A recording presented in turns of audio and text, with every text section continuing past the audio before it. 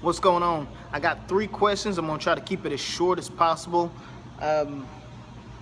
These questions are pertaining more about information about myself. So starting off, the first question was, what were my lifts like when I first started? I started in my 9th grade year, 99, 2000. I did make it to state, and it was sheer lack of competition in district and South State. State, I did end up winning, and my numbers, I want to say, in a range of squat was somewhere between 205, 215. My bench was somewhere around 170-ish, and my deadlift, I do remember I pulled 235 for the win. Really with me, it's just how I'm wired. I forget numbers. Whatever I've done in the past, I forget. I always look forward, and things like that don't sit with me. I'm always looking forward. Things slip away from me.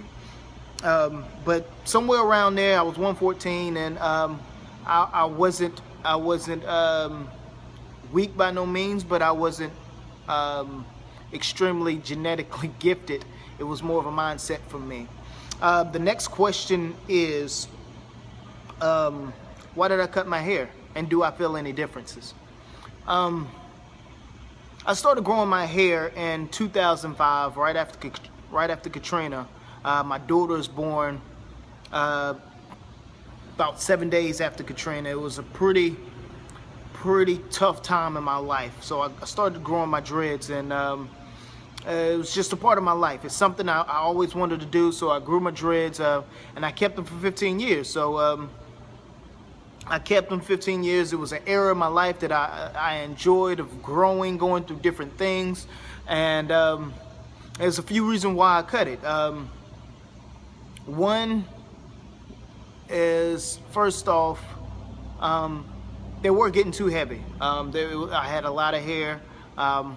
I'm always on my cell phone, so the amount of weight on my head, plus having my head down on my cell phone, it started to give me neck issues.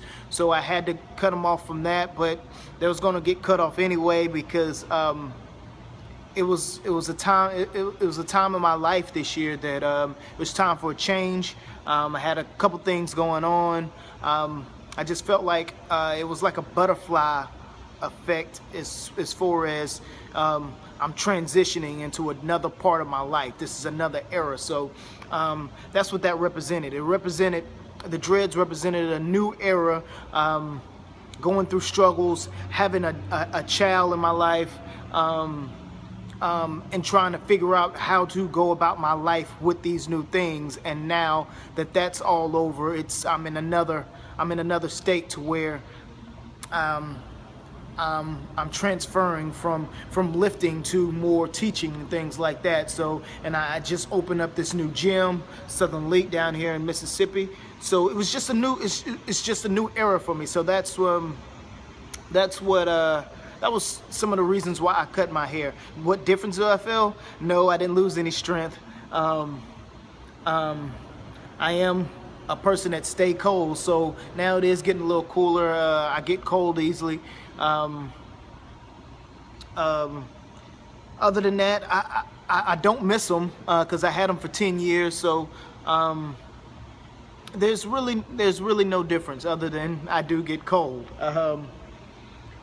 The last question was, am I still sponsored by Animal? Yes, I'm still sponsored by Animal. Like I said, I've been having a lot going on these past couple years, especially this year. I haven't been doing too many competitions by no means. And as far as, I know a lot of people think, well, you sponsored by Animal, and we don't see you on their page a lot and things like that. I have my thoughts on that as well. The world is more of a materialistic place. So as far as YouTube and things like that, I won't catch people's eyes and ears because I'm a normal size guy. People look for big, muscular bound people when it comes to looking at them on YouTube or Instagram. They want the sight. They want to see something to where, oh, he's big, let me listen to him, or let me see what he's about.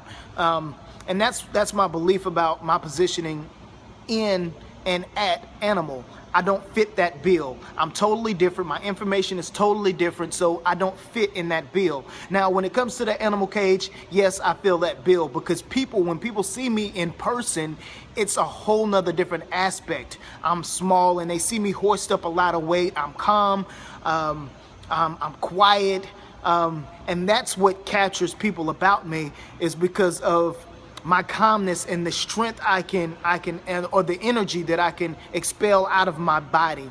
And that's the true things that people should look for, but that's just not the world. The world is, like I said, is looking for something shiny, something quick. And like I said, when they see something big or shiny, it's an emotional takeover to where they always try to learn by sight. And I always say, what you want to learn by is by feel, is by dialogue, and then by sight. Because when you have these two, you can see what it's supposed to look like. So things are kind of backwards, and that's where I fit in with Animal. Is more of when I'm somewhere and people can actually see me in person. That's what captures people, and when I get to talk to them. So that's where I am. Those are those 3 questions for this week, and I'll see y'all next time. Later.